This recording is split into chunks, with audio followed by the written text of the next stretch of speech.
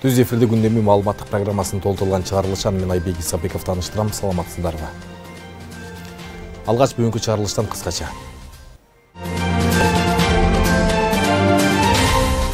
Садыр Жапаров Европарламенттин депутаттарын кабыл алып, Кыргызстан ачык жана эгемен эл экенин далилдей алды. Мамлекет башы Европарламенттин дооматтарына ачык жооп берди. Бизге келгенде эле эмне үчүн алар төлөбөш керек? Эмне үчүн отчет бербеш керек? Эмне биз силерден башкача айырмабызбы? Экинчи сорттогу мамлекет эмеспиз да. Тажикстандын Кыргызстандагы Кайрагач анклавы жоюлуп, талаштуу болуп келген 4 көчө нейтралдуу макамга ээ болот. Бул тууралуу бүгүн УКМК төрагасы жогорку кеңеште Кыргыз-Тажик чек-арасы боюнча келишим тууралуу маалыматында билдирди. 6 миллиондон ашык сомду кымырып алышкан. Сурхат мектебинен мыйзам бузуу фактысы аныкталды. Ош шаарында ар бир имаратта Кыргызстандын желеги илинип, өртөндүрүү иштерине өзгөчө көңүл бурулат. Мекеме ишканалар менчигинин түрүнө карабай бардыгы салым кошоор айтылды. Кыргызстандагы футболду өнүктүрүү максатында өткөн 2024-жылы 4,5 миллиард сом бөлүнгөн. Жалпы 18 стадион жаңыланып, бул жылы 11 стадионду жаңылоо пландалды.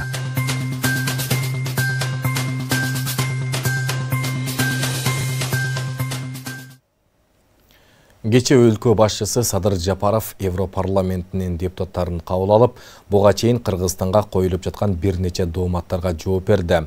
Мунир Сатури баштаган депутаттар тобу менен өткөн жолугушууда ачык диалог курулуп, алардын суроолоруна так жооп узатылды. Маалым болгондой, алар өлкөнүн демократиялык абалына, сөз эркиндигине жана адам укуктарына карата кысым болуп жатканы ачык айтышкан.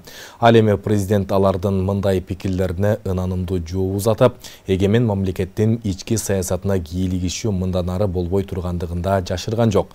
Президент Жапаровдун Европарламенттин депутаттарын тоскоолдуксуз кабыл алышы мамлекетте жашыруун же чочулай турчу маселе жок экенине далил боло алат деп айтылууда. Кененирээк кийинки материалда баяндалат. Экинчи сорттогу мамлекет эмеспиз да, сиздер менен эле бирдей эле мамлекетпиз. Биз дагы ошонун баарын баягы тартипке салгыбыз келет. Кыргызстан экинчи сорт эмес жана сырткы күчтөрдүн ички ишибизге кийлигишүүсүнө жол бербейт деп белгиленди. Мамлекет башчысы Садыр Жапаров кечээ Европарламенттин депутаттары менен жолугушуусунда өлкөнүн ички саясатына байланыштуу бир катар суроолорго жооп берди. Маалым болгондой, аталган Европарламенттин адам укуктары боюнча кичи комитетинин төрагасы Мунир Сатури баштаган депутаттары өлкө башчысынын кабылдамасында болуп, эки тараптуу ар түрдүү маселелер талкууланган. Урматтуу Сатури мырза, сөз кезегин сизге берейин. Бизге кандай дооматтарыңыздар болсо ачык айтыңыздар. Биз ачык жооп бергенге аракет кылалы. Атай ошо тиешелүү органдардын жетекчилерин дагы чакырып койдум. Бизде сиздерден жашыра турган эч бир нерсебиз жок. Диалогдун жүрүшүндө биз дагы сиздерге ачык суроолорду берели. Сиздер да ачык жана так жооп берсеңиздер. Жолугушууда Европарламенттин депутаттары Кыргызстанда сөз эркиндиги чектелип жатканына, социал-демократтар партиясынын мүчөлөрүнүн биринин кармалышына, диний мыйзамдын кабыл алынышына байланыштуу тынчсызданууларын ачык билдиришкен. Ал эми алардын суроолоруна так жана толук маалымат берүү үчүн укук коргоо органдары да жыйынга чакырылган. Андан соң президент Кыргызстанда адам укуктары сакталып, демократия жана дин эркиндиги да бар экенин кошумчалады. Ошондой эле мындан ары сырткы күчтөрдүн ички саясатка кийлигишүү жол берилбей тургандыгын баса белгилеген. Биз көрдүк, бир нече журналисттер да кармалыптыр. Алардын дагы маселеси курч болуп турат. Президент мырза, биз социал-демократ боюнча болгон абдан маанилүү тема болуп атат. Кандайдыр бир жаңы мыйзамдар ушул дин укугуна толугу менен колдонууга кандайдыр бир чектөө болуп аткансыйт. Жаңы мыйзамда. Ошондуктан бул тема боюнча дагы кошумча маалымат сиздерден укуубуз келип атат. Шайлоолорду таза өткөргүбүз келет. Сырттан кайсы бир чоң державалар же соцсеттердин болобу каржылап туруп, анан кийин өзүнүн депутаттарын өткөрүп алып, жергиликтүү кеңешкеби же парламенткеби же президент кылып алып туруп, анан биздин ички ишибизге кийлигишкенге биз таптакыр жол бербейбиз мындан ары. Ал эми президент Садыр Жапаровдун Европарламенттин депутаттарынын кабыл алганы эки тараптуу кызматташтыктын жана мамилелерди бекем сактап калуу үчүн жакшы кадам катары бааланууда. Мындай пикирин профессор Алмазбек Ахматалиев белгилеп, муну менен президент Садыр Жапаров Кыргызстанда жашыруун же чочулай турган эч маселе жок экенин далилдеди деп белгиледи. Аны менен катар эгемен өз алдынча эл экенибизди дагы бир жолу көрсөтө алдык деп түшүндүрүүдө. Мында жүйөлүү деле Европа парламенти бизге мындай бир талап коюлган жок. Мен жеке пикиримде. Эми Султанбеков дейт, социал-демократтар дейт. Эми мен таң калдым. Европа адатта бизди үйрөтүп келип атпайбы? Соттун чечими чыкмайынча бир дагы адамды күнөөлүү деп эсептеген болбойт. Диктатураңарды койгула деп бизди үйрөтүп келген туурабы? Биздин Конституцияда жазылып турат. Эч бир атуул соттун чечими чыгып мыйзамдын күчүнө кирмейинче күнөөлүү деп эсептелбейт деп турат. Бул жөн эле мыйзамда эмес, бул Конституцияда жазылып турат. Эми ошол жанагы социнтерндеби ошонун бир башчысы айтып атат, дайте мне факты дейт. Бизге факт бербейсиңерби, ошол социнтерне акча берген деп айланып кетет. Мен таң калдым ошого. Тергөө жүрүп атат. Сот жүрөт ошо тергөөдөн кийин. Анан кийин булар бизди сотко ишенгиле, сотко басым кылбагыла, тергөөгө басым кылбагыла деп өздөрү үйрөтөт. Анан бул ситуацияга келгенде бизге көрсөтпөйсүңөрбү деп талап койгондой болду да, мен абдан таң калдым да. Евро биримдигинен куралган парламенттин стандарттарына ылайык Кыргызстандын ички саясатына коюлган дооматтар аша чапкандык катары бааланууда. Ички саясатка кийлигишүү мамлекеттин эркиндигине шек сан алгандай түр көрсөтүшүүдө. Деген менен Евро парламенттин стандарттары тууралуу кыргыз коомчулугунун да пикири, ою бар экенин эске алуу зарыл деп белгилейт Ахмат Алиев. Мисалы, жанагы трансгендерлердин укуктарын алар туу көтөрүп жүрүшөт. Биз аны колдой албайбыз. Анын жүйөлүү себептери бар. Тарыхый себептери бар, диний себептери бар, улуттук себептери бар. Туурабы? Ушул сыяктуу ошон үчүн кайсы бир мамлекет болбосун, Европа парламенти болобу, башкасы болобу, эгемендүү деп эсептеген мамлекетти өзүнүн жолун мындай чын эле бир мындай эгемендүүлүк, демократиялык нукта аракет кылып аткан мамлекет, биз ошолордун арасына киребиз. Кыргызстан аларды мындай мажбурлабаш керек. Бизди кыйнабаш керек. Бизге доомат койбош керек. Президент дагы мындай абдан маданияттуу жооп берди деп эсептейм. Мүмкүн башка бирөө болсо мындай катуураак деле жооп берсе болмок деп ойлоп калдым да. Дин укугу деген теманы көтөрүп атышат. Эми айланайын, бизде дин укугу боюнча эмне проблема бар? Туурабы? Диндер регистрациядан өтүп атат. Католиктер жүрөт, мусулманчылык жүрөт, христиандар жүрөт, православдар жүрөт. Дин боюнча мындай диндердин арасында бизде мисалы чоң деле маселе жок, Кудайга шүгүр. Ошондой эле жолугушууда президент Садыр Жапаров Кыргызстан экинчи сорттогу мамлекет эмес деп баса белгиледи. Ал адам укуктары одоно бузулган фактылар бар экенин айтып, аны Европарламент көз жаздымда калтырып, Кыргызстандагы кичинекей нерсени дүйнөгө дүңгүрөтүп айтып жатышканына нааразы болгон. Нурзада Сыдыкова, Майрамбек Абдибилал уулу, Регион, Бишкек. Мирбек Мамбеталиев маданият, маалымат жана жаштар саясаты министри кызматына расмий киришти. Президент Садыр Жапаров кол койгон жарлыкка ылайык Мамбеталиев Мирбек Кемелевич мурда жүктөлгөн милдеттерин аткаруудан бошотулуп, маданият, маалымат жана жаштар саясаты министри болуп дайындалды. Ал 1980-жылы 18 ноябрында Ысык-Көл облусунун Каракол шаарында туулган. Билими жогорку. 2002 жылы Жусуп Баласагын атындагы Кыргыз улуттук университетинин экономика факультетин аяктаган. 2019 жылы президентке караштуу мамлекеттик башкаруу академиясында магистратурасын жактаган. Министр болгонго чейин президенттин администрациясында уюштуруу иштери жана аймактар менен өз ара аракеттенүү бөлүмүндө мамлекеттик инспектор болуп эмгектенген.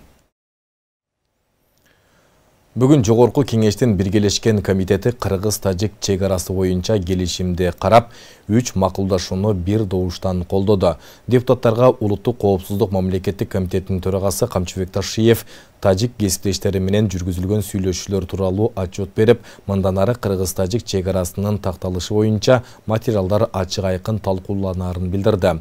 Эки өлкө менен чечилген чек ара боюнча макулдашылган бул 3 документ эки мамлекеттин парламенттеринде ратификациядан өтүп, андан соң президенттерге кол коюуга жөнөтүлөт.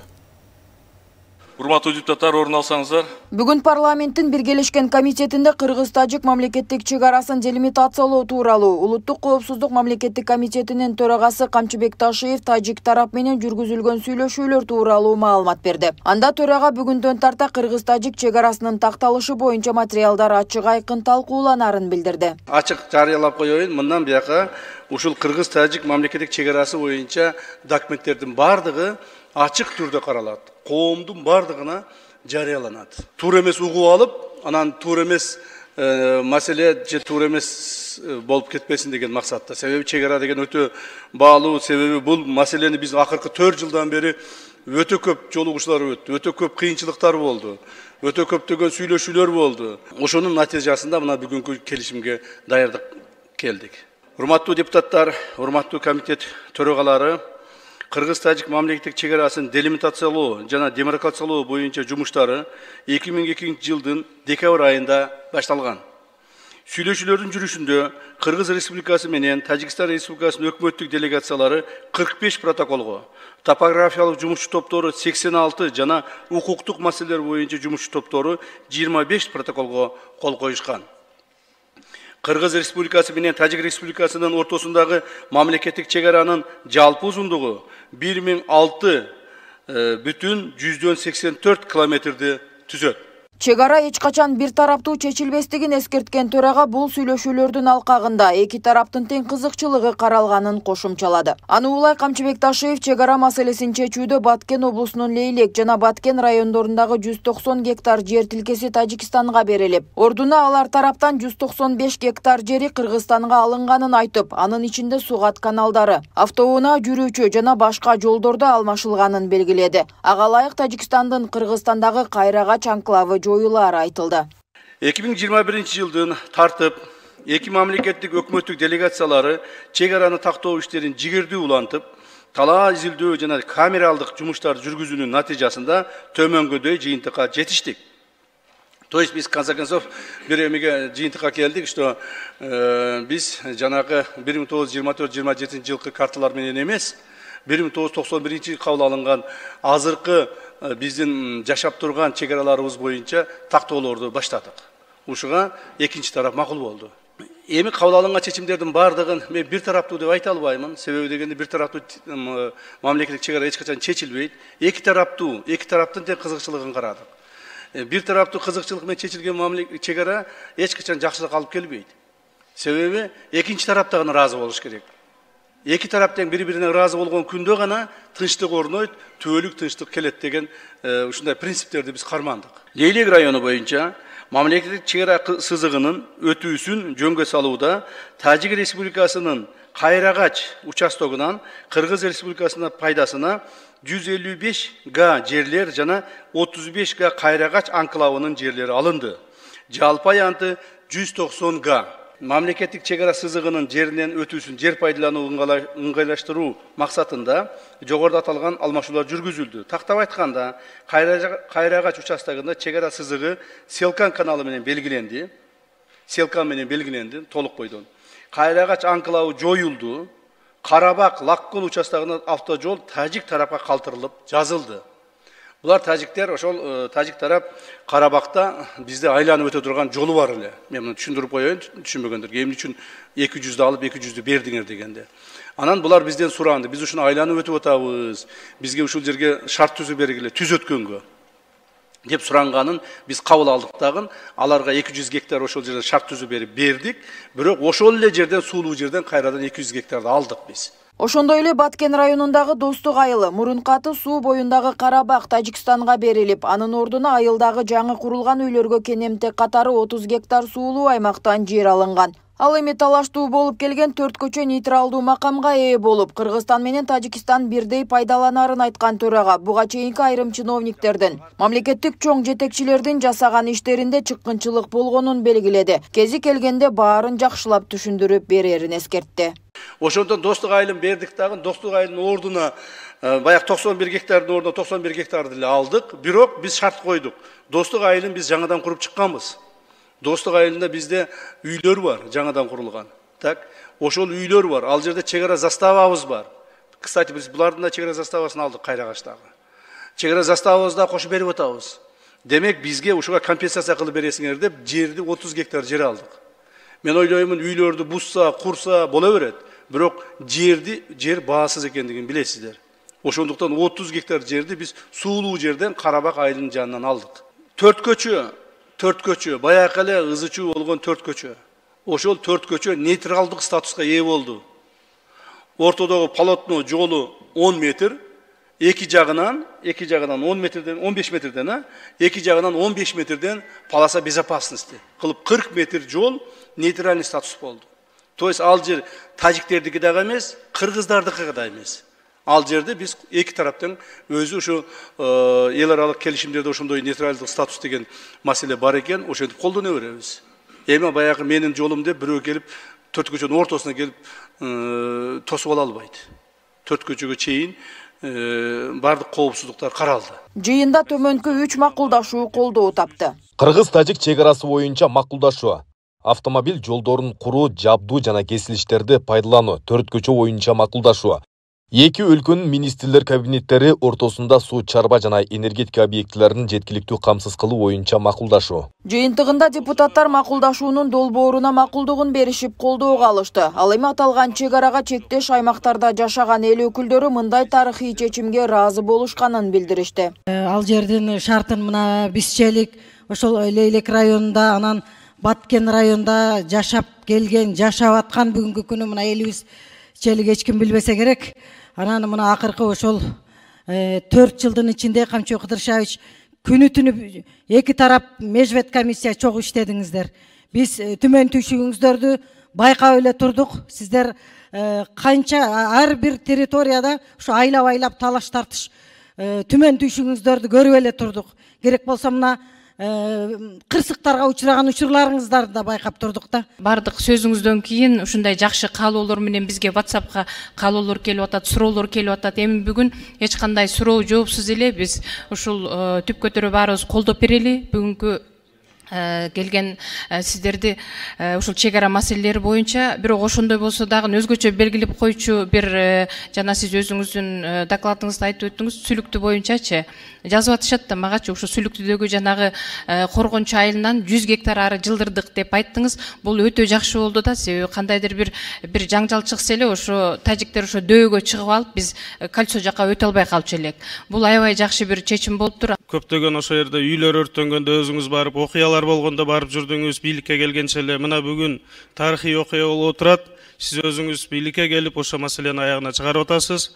Ошол эле убакта мына айтып эки негизги маселени айтып кетким келет. Миң-Өрүк Самаркандек жолу бул 4 көчөгө альтернативалык болуп жаңы салынып аткандыгы, ошол эле убакта Варуктун территориясы 19 миңден 14 миңге чейин кыскаргандыгы бул аябай жакшы жаңылык. Ишиңиздерге ийгиликтерди каалаймын. Бул бүгүнкү күндө чындап эле тарыхый окуя болуп турат. Белгилей кетсек, парламенттин кароосунан кийин президенттер кол коюшат. Андан кийин ратификацияланып, жыйынтыгында акыркы вариантка эки мамлекеттин башчылары кол коюшат. Андан соң эки өлкөнүн ортосунда келишим түзүлөт. Бул жумуштардын баары бир айдын тегерегинде бүткөрүлүп, чек ара маселеси аягына чыккандан кийин Баткен облусун өнүктүрүү программасын кабыл алып, облустун экономикалык өнүгүүсүнө басым жасала турганын УКМК төрагасы Камчыбек Ташиев Баткен шаарында жаңы стадиондун курулушунун башталышында сүйлөп жатып билдирген болчу. Нурзат Көчүмкулова, Майрамбек Абдибилал уулу, регион Бишкек. Ошосуңар деген үмүтүбүз чоң. Кыргызстандагы футболду өнүктүрүү максатында өткөн 2024 жылы 4,5 миллиард сом бөлүнгөн. Каражаттын басымдуу бөлүгү инфратүзүмдү жакшыртууга жумшалган. Бул тууралуу Кыргыз футбол биримдигинин президенти Камчыбек Ташиев Баткен шаарындагы 10 000 кишиге ылайыкталган стадиондун мезгил кутусун салуу аземинде билдирди. Жакынкы 4-5 жыл аралыгында өлкө аймагындагы бардык стадиондор калыбына келтирилерин кошумчалады.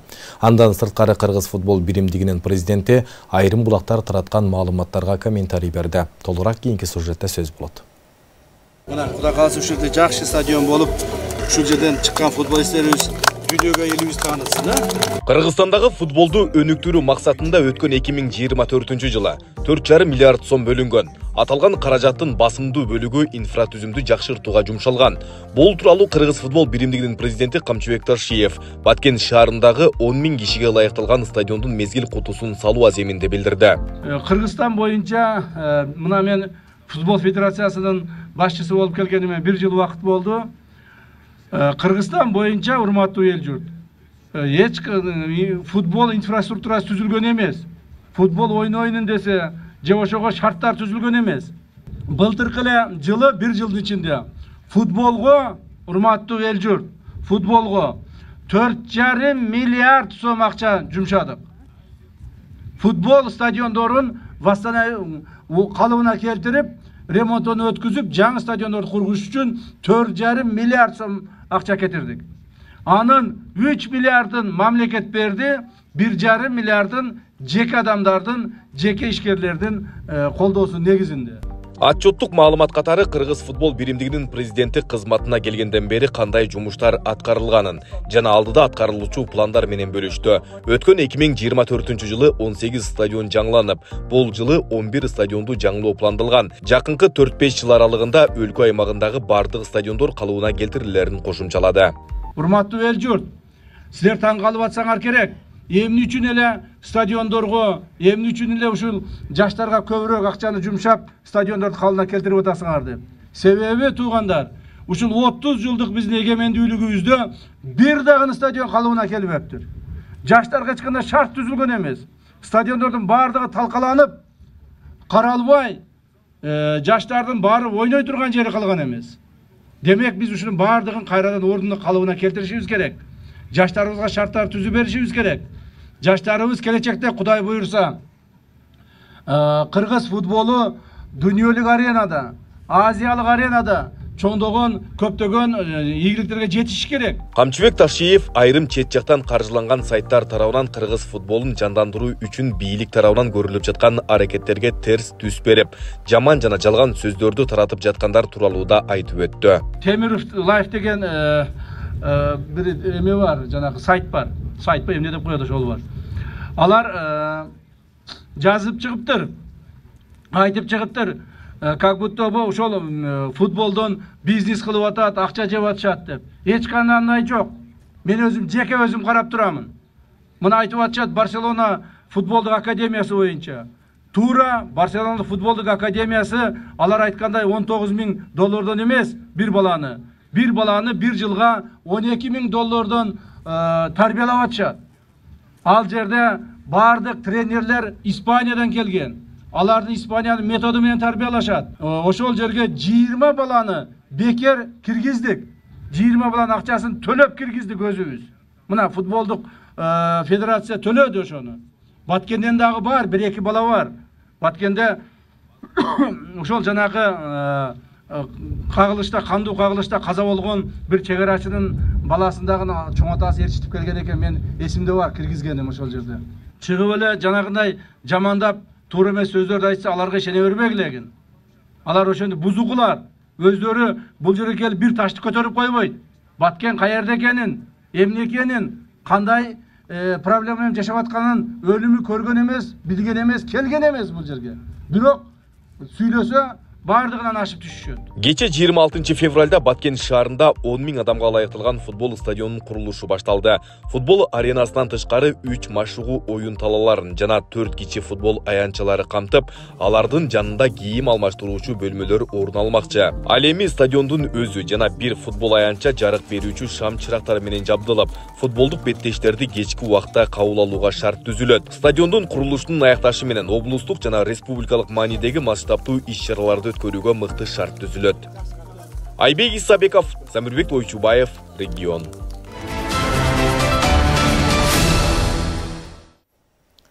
Чолпон Ата шаарынын тургуну улуттук коопсуздук мамлекеттик комитетинин кызматкерлерине өзгөчө ири өлчөмдө пара берип жаткан жеринен кармалды.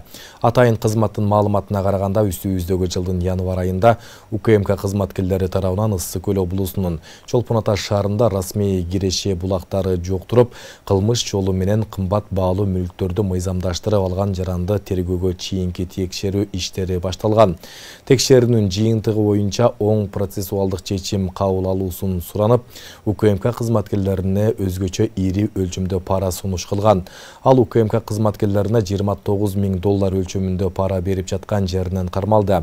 Кармалган адам убактылуу кармоочу жайга киргизилди. Учурда тергөө иштери жүрүп жатат. УКМК Талас облусунун Аманбаев айылдык кеңешинин спикери жана администратор жер тилкелерин мыйзамсыз берүүгө шектелип кармалганын 27 февралда кабарлады. Атайын кызмат тараткан маалыматка караганда Күркүрө дыйкан чарбасын банкротко чыгаруу менен 46 жер тилкеси, анын ичинде Аманбаев айылдык кеңешинин спикерине жана анын жакын адамдарына 12 жер тилкеси мыйзамсыз берилгени аныкталган. Жер тилкелери иш жүзүндө Күркүрө дыйкан чарбасынын балансында болгон эмес. Эми айрымдары токой тилкелери болгон. Аларды тескөөнүн өзгөчө тартиби белгиленген деп айтылат УКМКнын маалыматында. Бул факты боюнча атылган адамдар кармалып, Талас милициянын убактылуу кармоочу жайына киргизилди. Жалалабадтагы мектептердин биринин курулушунан 6 миллион сомдон ашык каражаттын дайыны чыккан эмес. Жалалабад облустук прокуратурасы текшерүү жүргүзүп, Фуркат мектебинин долбоорунда убадыланган иштер аткарылбаганын аныктаган. Анын кесепетинен мамлекетке 6 миллион 300 миңден ашык зыян келтирилгени аныкталган. Кылмыш иши козголуп, тергөө жүргүзүү үчүн УКМКнын Жалалабад облусу боюнча башкы башкармалыгына жиберилген. Кененирээк кийинки материалда. Мамлекетке зыян келтирди, ушул боюнча биз иш козгодук. 6,5 миллион сомдук залог турат. Бул жерде эч кандай мамлекетке зыян болбойт. 3 жолу фасадты жаңыладык. Фуркат мектебинин курулушунда долбоордо убадаланган нерселер иш жүзүндө аткарылган эмес. Мектеп директору Зафар Алибаевдин айтымында мектептин ашканасындагы кол жуучу жайлары мештери курулуштун долбооруна камтылган. Бирок курулуш компания бул иштерди көз жазымда калтырганын билдирет. Унитаздар эле жарым жарталай коюп кеттиле алар. Же суу чыкпайт. Буларды биз сууну чыгарып, унитаздар баарын оңдоп, артында мыналарды эле биз мектептин фонундан кылып, бир үстүлөрүн онда не дейт, краска еттик. Анан кийин мына эшикте эле ойноп турат эле өзүбүз завхозу менен бул эшикти эле арттарын оңдотуп, пеналап туруп, баягы ачылат деп кийин деле келип алып туруп, мына жерде ачык шоктору бар эле, ошол жерге пеналарды кошуп кылып койдук азырчы. Мына жерлерде, мына полдо деле, мына жерде жөн эле плита эле бар эле. Жөн плита араларда эм баягы бетон эле куюп койчу эле. Булар эмне үчүн мындай кылдыңар десем, кийин бу жер ачылат деп туруп булар ушундай бойдон коюп кете берген. Биз өзүбүздүн өнүмдөрдү кийин салдык. Ашкананын проектинде эч кандай мындай эмеректерине же мындай печтериң жок деп айтканбыз. Сенде ВПО менен жасалган экен 2013-жылы. Ошундай калат, сенде печкалар, андай нерсени алып келбейбиз деген. Курулуш компания. Бирок прокуратурадан келип текшерүүнүн жыйынтыгында печтериң алгансыңбы, канча штук печ алгансың деди эле. Мен эч кандай печка алган эмесмин деп туруп, буякта мен печканы көрсөтүп койдум. Мынчы ошо ВПО менен 2013-жылы келген печ, шу печ, башка печ келген эмес мага. Печкаларым шу деп аларга маалыматты бердим. Бирок проектте печ бар экен. Печ бар экен проектте, печкалар бар деп мага мындай кылышты. Мен азыр спорт залдын жуунуучу бөлмөсүндө турам. Азыр болсо бул кийим алмаштыруучу жайы болмок. Долбоорго ылайык бул жерлерде заманбап эмеректер менен камтылып, ошондой эле тиешелүү жабдыктар болушу керек болчу. Деген менен бүгүнкү күндө спорт залдын жуунуп, кийим алмаштыруучу жайлары дал ушундай абалда бош турат.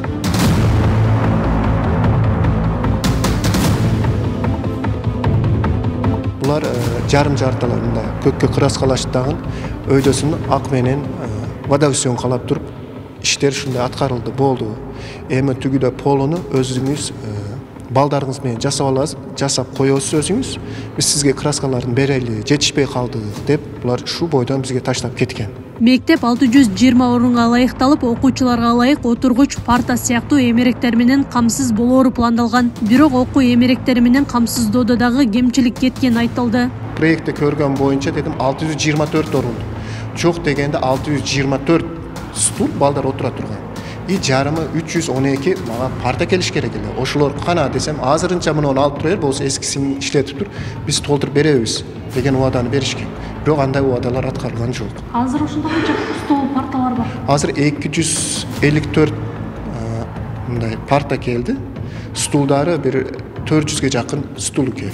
Калгандары чыккан жок. Мисалы, шкафтарды айтсак, шкафтарды эч кандай кураштырып бизге беришкен эмес. Өзүм завхозума айтып, бул жерге келген мебелдерди аларга звонить этип мындай кылса өзүңө кураштырып ала бергиле деди. Кураштырып атканда баягы ручкалары жок, кемчиликтери. Biz suratga tartib bardığını, suratga tartib özlerine jönötüp attık. Akırına jetkende bunu açılıştan keyin alar telefonu dele kötөрбөй koydu. Бул ишти Жалал Абад облустук прокуратурасы текшерип, натыйжада мамлекеттик казынага 6 миллион 300 миң сомдон ашык зыян келтирилгенин аныктаган. Кылмыш иши ачылып, тергөө жүргүзүү үчүн УКМКнын Жалал Абад облустук башкы башкармалыгына өткөрүлүп берилген. Бүтпөгөн жумуштарды ошо капиталдык курулуштуу башкармалыгынын жооптуу кызматкери тарабынан кабыл алынып, мыйзамсыз жеке ишкер менен сүйлөшүп, алдын ала акчаны отуртуп, бирок бүгүнкү күнгө чейин иш аткарылган эмес да. Тагыраак айтканда бул өрт өчүрүүчү жабдуулар, окуучу эмеректер, бул стульчиктер, столдор, именно окуучуларга керектүү нерселер орноштурулган эмес да. Андай дагы көп нерсе бар. Бул жерде где-то 6 миллиондун тегерегиндей мамлекетке зыян келтирди. Ушул боюнча биз иш козгодук. Бул 337-берене кылмыш жаза кодексинин ошондой эле документтерди жасалмалоо, андан кийин ишенип берилген мүлктү ыйгарып алуу фактысы боюнча козгодук. Ал эми Жалал Абад облустук капиталдык курулуш башкармалыгынын башчысы аткарылган иштердин отчеттору алынбай, же эсептөө учурунда ката кетиши мүмкүн экенин айтты. Акыркы эсептөөлөрдө компания мекемеге 5 миллиондон ашык карыз экенин белгиледи. Азыркы жаңы жыл немес менен отчетторду тактаганыбызда 5 миллион 300 миң алар отчет эсеп менен каршы чыкканда бизге дебитор каршы болгон. Текшерүү учурунда 800 миң 900 миң тегерегинде аткарылбаган иш, жана мебель келбеген аткарылбаган иш бар деп атат. Анан эми азыр тергөө учурунда такташалычы, ошон үчүн эми азыр бирок анчалык сумма жок. Бирок алар биз алдын ала акча которуп бергенбиз да. Ошол отчетторду тапшырса, может сумма азаят же башка болобу, аны тактап көрөбүз. Андан сырткары алардын койгон залогу бар, 6,5 миллион сомдук залог турат. Бул жерде эч кандай мамлекетке зыян болбойт. Эгерде алар ошол отчетун бере албай эмесин жаба албаса, ошол залогун мамлекетке өндүрүп беребиз. Ал жерден мындай мамлекетке зыян келбеш керек. Фуркат мектебинин 3 кабаттуу имаратынын курулушу 1985-жылы ашар жолу менен башталган. Каражаттын тартыштыгынан токтоп калган курулуш 2018-жылы жанданып, өткөн жылы пайдаланууга берилген. Курулушка жалпы 80 миллионго жакын каражат сарпталган. Белгилей кетсек, биз мектептин курулушун жүргүзгөн компанияга байланышууга аракет кылганыбыздан майнап болгон жок. Эгер тараптар өз пикирин билдиргиси келсе, регион телеканалы микрофон сунууга даяр. Аклай Кырабаева, Шырзат Эгембердиев, регион. Түп айылында 12 жаштагы өспүрүм мал сарайда асынып каза болду. Бул тууралуу Ысык Көл облусунун ички иштер башкармалыгынан билдиришти. 26 февралда Түп районунун ички иштер бөлүмүнө Түп айылынын 2012-жылы туулган тургуну өз үйүнүн жанындагы уй сарайда муунуп алгандыгы тууралуу билдирүү келип түшкөн. Тергөө ыкчам тобу окуя болгон жерде териштирүү жүргүзгөндө 12 жаштагы өспүрүм 26 февралда болжол менен саат 13:00 чамасында өзүнүн жашаган үйүнүн мал сарайында жип менен асынып каза болгону аныкталган. Маркумдун сөөгүнө сырткы кароо жүргүзүлгөн учурда мойнунда жиптин изинен башка эч кандай жаракаттар аныкталган эмес. Учурда милиция тиешелүү соттук медициналык экспертизалар дайындалып, териштирүү иштери улантылып жатканын айтты. Бул ушун менен Кыргызстанда февраль айында өспүрүм өз жанын кыйган 6-чы учур.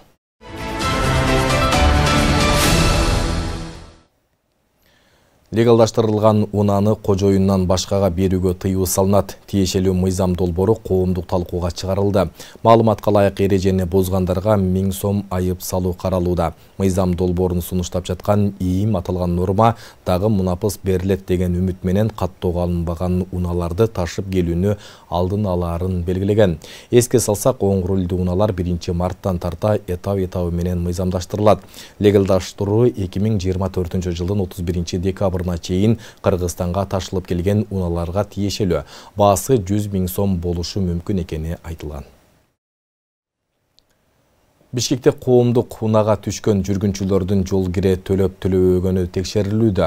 Бул тууралуу мэриядан билдиришти. Текшерүү транспорт жана жол транспорт инфратүзүмүн өнүктүрүү департаментинин, Бишкек шаардык транспорт ишканасынын милиция кызматкерлери жана Тулпар картасынын адистери тарабынан жүргүзүлүүдө. Эгер жүргүнчү жол кирени төлөбөгөнү аныкталса, ал айыпка жыгылат. Укук бузуулар кодексинин 199 беренесинин 8 бөлүгүнө ылайык. Муниципалдык коомдук транспортто жол кире төлөбөгөндөргө 1000 сом айып салынат. Мэрия жарандардан жол кирени карта же QR код аркылуу төлөөнү өтүнөт. Накталай төлөгөн учурда талоонду алууну унутпоону эскертет. Эми Ош шаарында ар бир объектте Кыргызстандын желектери илинип, көрктөндүрүү иштерине көңүл бурулат. Буга бардык мекеме ишканалар салым кошууга тийиш. Шаардын көркүн бузган бир дагы курулуштар болбошу керек. Быйыл Ош шаарында жумуш көп болот. Учурда каланын туш тарабында мыйзамсыз курулуштарды алып салуу, башаламан жайгашкан көчөлөрдү иретке келтирүү иштери кызуу жүрүүдө. Мындай талапты кала башчысы Жеңишбек Токторбаев рейдтик кыдыруунун жыйынтыгында коюп келүүдө.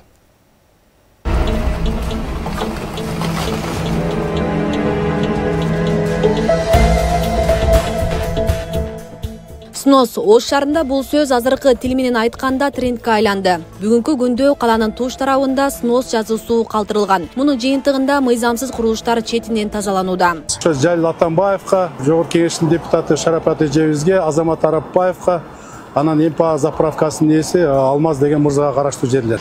Ушул жерде мына Кызылсызданды силерге түшүндүрүп айтып атабыз, бүт чыгып кеткен. Мына жерде бир жагынан канал дагы бар. Каналдын үстүнө да отуруп калган. Ошонун бошотушуңар керек. Анын кору зонасы бар. Кызылсызданда чыгып кеткенсиңер. Сиздин соодаңызды токтоткон жокпуз, бирок соодаңызды ошол Кызылсыздын ар жагында, өзүңүздүн территорияңызда асан макулу бул жагын бошотосуздар. Көрүнгөн жерине да жазып болот. Жеңишбек Шерматовичтин тапшырмасы боюнча, протокол тапшырмасы боюнча Кабинет министрликтин токтоо менен бекитилген башкы пландын негизинде кызылсыздардын бардыгын көрсөтүп, эскертүүлөрдү берип келатабыз.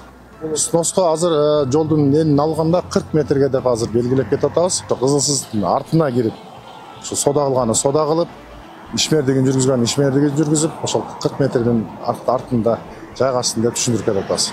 Көп жерлерди жаап коюп каналдарды, анан муниципалитеттин жерлеринде жеңил типтеги конструкциялар турат, контейнерлер турат, комоктор турат. Булардын бардыгын бүгүн оны эскертүүсүз эле алып кетебиз, анткени алардын уруксат кагаздары жок. Жолдун полосасы көбөйөт. Одан кийин зеленый полоса болот. Кийин ички тротуарлар, велодорожкалар, озеленениялар бардыгы көрсөтүлүп кетиш керек, камтыш керек. Мындай иштер Ош шаарынын мэри Жеңишбек Токторбаевдин тапшырмасынын негизинде аткарылууда. Шаар башчысы таңкы саат 6-да күн сайын рейдтик кыдырууга чыгып, тиешелүү жетекчилерге катуу талаптарды коюп жатат. Муну менен өз билимдиктердин баарын иретке келтирүү, шаар тургундары жана келген конокторго шарттарды жакшыртууну көздөөдө.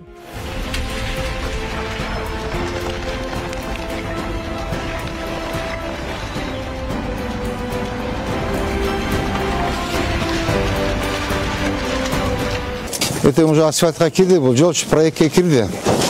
Акча бөлүндү уже даяр. Кезектеги рейд бүгүн 27 февралда аэропортко алып баруучу кошумча көчөлөрдүн биринде болду. Ош көчөсүндө жарыктандыруу, тротуар, тазалык маселесинде көйгөй бар. Ошол эле мезгилде кызылсыздыкка чыгып кеткен мыйзамсыз курулуштар да аныкталды. Ага бул көчө дагы кеңейтилип калууна келтирилет. Мына тротуарда отурат, каякта дейл, эл каяктан басат. Мына кара. Жанекте койчу, карасаң, ушу сиздин ишиңизде. Ошол быйылкы жылга. Жок, алгыла. Моягында порядок наводить эткиле. Кадамдаңыз канча чыгыптыр.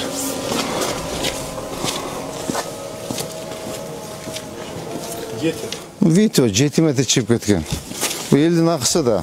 Ар бир служба өзүңөрдү тийиштүү тапшырмаларды жазып алдыңар. Мына Ош көчө боюнча катуураак иштеш керек. Өтө катуу иштеш керек. Анткени эртең асфальт башталат. Асфальтты баштаган чакты биз эки чекесин ачып коюшубуз керек. Алар бизди күтпөйт, жигиттер. Возможность берип атат. Возможность берди бизге Кудайым. Урматтуу президентибиз, урматтуу генералыбыз айтып атат, жасагыла жолду. Мына акча деп берип атат. Азыр 3 миллиард бөлүнүп атат. 2 миллиард плюс 1 миллиард. Андан сырткары дагы акча берем деп атат. Моменттен пайдаланып калайлы. Аны сиз жасабасаңыз, мен жасабасам, алар келип жасабайт да. Биз өзүбүз чуркашыбыз керек. Мынча өзүбүз чуркап аракет кылсак, анан жасалат. Эми Ош шаарында ар бир объектте Кыргызстандын желектери илинип, көрктөндүрүү иштерине көңүл бурулат. Буга бардык мекеме ишканалар менчигинин түрүнө карабай салым кошууга тийиш. Шаардын көркүн бузган бир дагы курулуштар болбошу керек. Быйыл Ош шаарында жумуш көп болот. Мэрдин тапшырмасына ылайык бир нече долбоорлор иштелип чыкты. Ал эми ага кеткен каражат шаардык, республикалык жана демөөрчүлөр тарабынан ишке ашырылат. Сиз ушул жерде жаттыңыз бүгүн. Могу бүтүрүп полностью, могу бүтүрөбүз, контейнер алдырып өзү тетрой алып кирсин, могу бүт алдырасыз дагы, анан кийин жумушка барат. Асель Сыдыкова, Регион телеканалы. Кыргызстандын эркин күрөш боюнча балбандары Албанияда өткөн рейтингтик мелдешинин биринчи күнүндө 3 медаль утты. Мелдеш 26 февралда Тирана шаарында эркин күрөш боюнча таймаштар менен башталды.